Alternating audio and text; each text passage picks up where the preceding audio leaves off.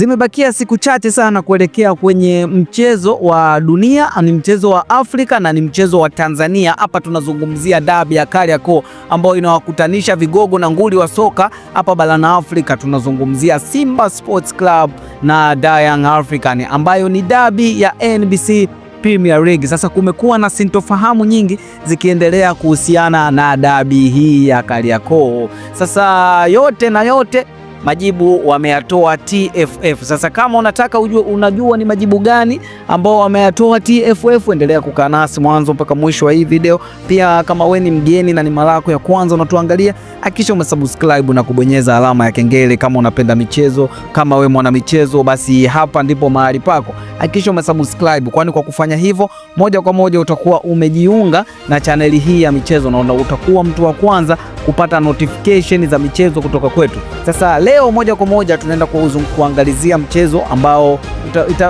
utapigwa tarehe 1 Machi 2026. Hapa tunazungumzia dabi ya Kariakoo ya watani wa jadi, ambapo tunaona Simba Sport Club wanataka kugomea mechi kutokana na sababu na sintofahamu zinazoendelea, na hii yote imetokana na sababu kwamba msemaji wa Young African Ali Shaban Kamwe mnamo Februari 15 alitoa taarifa kwamba mchezo wa dabi utapigwa kule New Amani Complex visiwani Zanzibar na hautopigwa tena pale Benjamin William Mkapa. Lakini tarehe 16 Februari 2026 TFF nao au bodi ya ligi wakaamua kutangaza kwamba mchezo wa ligi utapigwa kule New Amani Complex. Sasa complication ya Simba Sport Club ikaja kwamba kwa nini taarifa ya kuhamishwa kwa mchezo inaanza kuhamishwa kwa uwanja inatolewa kwanza na msemaji wa timu ya Young African. Kitu kingine Simba wanacho complicate ni kwamba kwa nini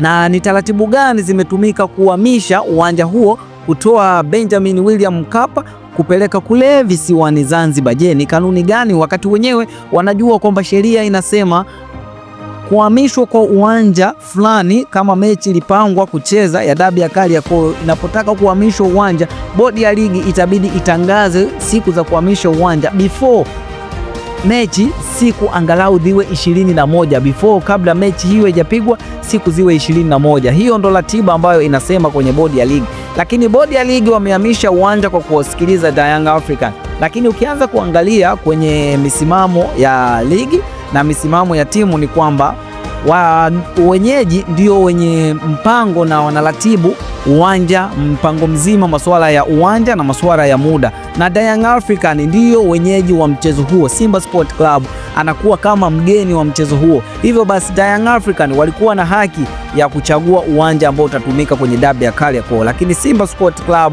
wamegoma na wamesema hawapo tayari kucheza kule New Amani Complex. Wanataka dabi ya Kariakoo ipigwe pale kwenye dimba la Benjamin William Mkapa. Sasa baada ya kutokuwa na sintofahamu hizi zikiendelea, hivyo basi TFF wameamua kuja na majibu rasmi, na hii yote imetokana na migogoro ikiendelea takribani wiki kutokana na mzozo wa kuhamishwa kwa uwanja.